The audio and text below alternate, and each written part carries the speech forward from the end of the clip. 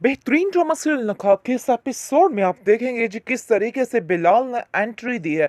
और जैसे ये एंट्री देता है तो सबके रंग उड़ जाते हैं, रंग फक हो जाते हैं और सारे देख के हैरान हो जाते हैं। लेकिन आप देखेंगे कि तैमूर कहता है कि ये बहरूपियों वाला रूप क्यों इख्तियार किया हुआ है, क्योंकि बिलाल भी अपना आप दिखाना नहीं चाहता, अभी इन चीज़ों को छुपा के रखना चाहता है। और वो कहता है कि जैसे आपने अपने चेहरे पे नकाब लगाए हुए हैं, वैसे मैंने भी अपने आप पे एक नकाब रखा हुआ है, इसलिए मुझे आप ऐसा ही समझिए। बहरहाल इन बातों को छोड़िए, दूसरे मुद्दे पे आते हैं कि आखिर आपने मेरी बहन के साथ ऐसा क्या किया है जो ये सब कुछ हो रहा है। जिसको सुनकर वो कहता है कि ये बात जाकर खुद अपनी बहन से पूछो, इतनी बेहतियाती करती है, इतनी ज़्यादा बेवकूफ़ औरत मैंने अपनी ज़िंदगी में नहीं देखी।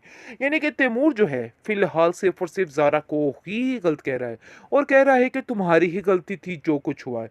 किसी और को ब्लेम करने का तो नाम ही नहीं आ रहा। लेकिन बिलाल कहता है कि जो भी हो मैं इस मौके की तह तक जाऊंगा और पता लगाऊंगा कि आखिर हुआ क्या है, क्योंकि अब मैं आप लोगों को ऐसे नहीं छोड़ने वाला।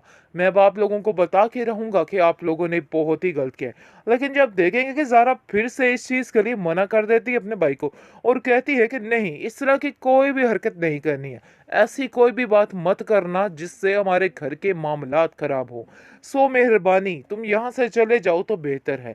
इसलिए इधर आने की अब दोबारा ज़हमत ना करना, क्योंकि ज़ाहरा अपने घर को बचाने की भरपूर से भरपूर कोशिश करती जा रही है। लेकिन जी ये बिल्कुल बेफजूल है। वो लोगों के नेचर, वो लोग सरासर नहीं बदलने वाले, इसको ही जाना पड़ेगा। आप देखेंगे कि बिलाल किस तरीके से अपनी बहन के लिए फ़िक्रमंद होता है और उसको बार-बार कॉल करता है। लेकिन ज़ारा जो है अपना हाथ नहीं पकड़वाती, यानी कि बताती नहीं है कि उसको असल मसला क्या बना है, क्योंकि वो जानती है कि अगर सारा दिया तो इधर फड्डा ही पड़ेगा, इसके अलावा और कुछ भी नहीं होने वाला। इसलिए वो इन सब चीज़ों को इग्नोर करती है और फिर से अपनी लाइफ में सेट होना चाहती है।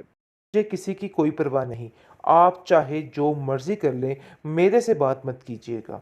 दूसरी तरफ ज़ारा काफ़ी परेशान होती है, बिलाल को कॉल करती है और कहती है क्या तुम मुझसे मिलने के लिए आ सकते हो, मैं इधर बहुत ज़्यादा अकेली हो चुकी हूँ, मुझे तुम्हारा साथ चाहिए, मैं बहुत अकेली हूँ। जिस पर सुनकर वो कहता है कि तुमने अपना अकेलापन खुद ही हासिल किया है।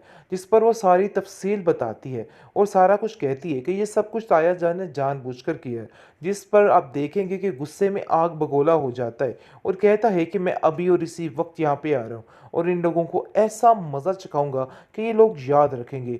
जिस पर वो उसको मना कर देती है और कहती है यहाँ पर कोई भी हंगामा करने की ज़रूरत नहीं है, मगर मैंने तुम्हें सारी बात बताई है तो इसका मकसद ये नहीं था कि इस तरह से कोई भी हंगामा हो। बेहतर यही है कि जिस तरीके से तुम आना चाह रहे हो ऐसे मत आना, क्योंकि तैमूर को भी तुम बड़े अच्छे तरीके से जानते हो, वो इस तरह की फजूल बात को बर्दाश्त नहीं करेगा और सरासर बेवकूफ़ी है ये सब कुछ करना।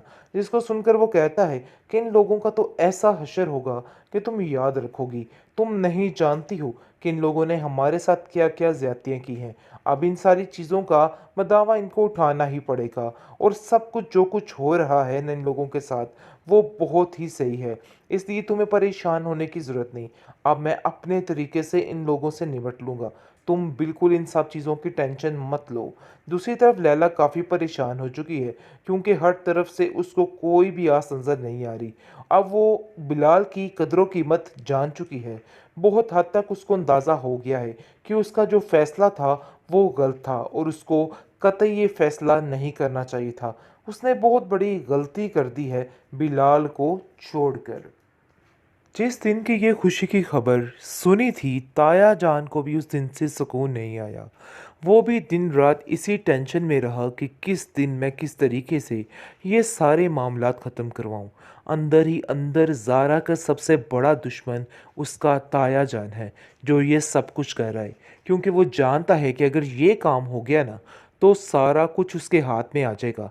इसलिए वो बहाने ढूंढ रहा था कि आखिर वो क्या करे। तो उसने ठान ली कि वो ये काम करके रहेगा।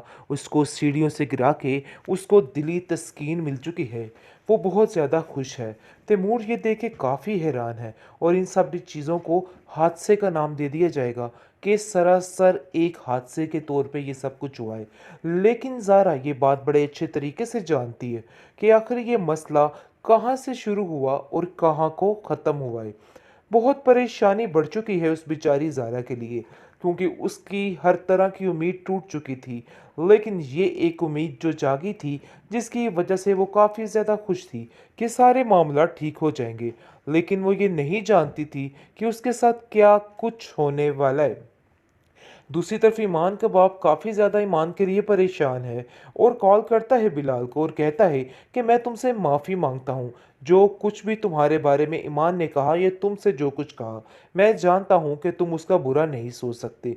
तुमने ज़रूर उसकी हिफाजत के लिए ही सब कुछ किया होगा। लेकिन जी बिलाल अब ठान चुका है कि अब वो किसी के आगे पीछे तरले मिन्नत नहीं करेगा, बल्कि जो जैसा है उसको वैसा ही ट्रीट किया जाएगा। क्योंकि जब जब इस इंसान ने किसी के साथ अच्छाई करने की कोशिश की है, उसको सिर्फ़ और सिर्फ़ धोखा मिला है, इसके अलावा कुछ नहीं। इसलिए वो ठान लेता है कि अब जो कुछ जैसा करेगा, वैसा ही बनेगा। लेकिन अब मज़ीद इन लोगों की कोई भी बात वो बर्दाश्त नहीं करेगा। जैसे ही आप देखेंगे कि कॉल करती है बिलाल को ईमान और अपने सारे किए की माफ़ी माँगती है, क्योंकि उसको पता चल जाता है कि आखिर असली मसला जो है वो क्या बना है। जिसको सुनकर वो कहता है कि अब मुझे किसी की कोई परवाह नहीं। आप चाहे जो मर्ज़ी कर लें, मेरे से बात मत कीजिएगा। दूसरी तरफ ज़ारा काफ़ी परेशान होती है, बिलाल को कॉल करती है और कहती है क्या तुम मुझसे मिलने के लिए आ सकते हो? मैं इधर बहुत ज़्यादा अकेली हो चुकी हूँ, मुझे तुम्हारा साथ चाहिए। मैं बहुत अकेली हूँ। जिस पर सुनकर वो कहता है कि तुमने अपना अकेलापन खुद ही हासिल किया है। जिस पर वो सारी तफ़सील बताती है और सारा कुछ कहती है कि ये सब कुछ ताया जान ने जानबूझकर किया है। जिस पर आप देखेंगे कि गुस्से में आग बगोला हो जाता है और कहता है कि मैं अभी और इसी वक्त यहाँ पे आ रहा हूँ और इन लोगों को ऐसा मज़ा चखाऊंगा कि ये लोग याद रखेंगे। जिस पर वो उसको मना कर देती है और कहती है यहाँ पर कोई भी हंगामा करने की ज़रूरत नहीं है। मगर मैंने तुम्हें सारी बात बताई है तो इसका मकसद ये नहीं था कि इस तरह से कोई भी हंगामा हो। बेहतर यही है कि जिस तरीके से तुम आना चाह रहे हो ऐसे मत आना, क्योंकि तैमूर को भी तुम बड़े अच्छे तरीके से जानते हो। वो इस तरह की फ़ज़ूल बात को बर्दाश्त नहीं करेगा और सरासर बेवकूफ़ी है ये सब कुछ करना।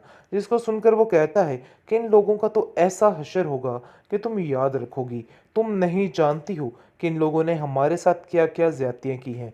अब इन सारी चीज़ों का दावा इनको उठाना ही पड़ेगा और सब कुछ जो कुछ हो रहा है ना इन लोगों के साथ, वो बहुत ही सही है। इसलिए तुम्हें परेशान होने की ज़रूरत नहीं। अब मैं अपने तरीके से इन लोगों से निपट लूँगा। तुम बिल्कुल इन सब चीज़ों की टेंशन मत लो। दूसरी तरफ लैला काफ़ी परेशान हो चुकी है, क्योंकि हर तरफ से उसको कोई भी आस नज़र नहीं आ रही। अब वो बिलाल की कदर-ओ-कीमत जान चुकी है। बहुत हद तक उसको अंदाज़ा हो गया है कि उसका जो फ़ैसला था वो गलत था और उसको कतई ये फ़ैसला नहीं करना चाहिए था। उसने बहुत बड़ी गलती कर दी है बिलाल को छोड़कर।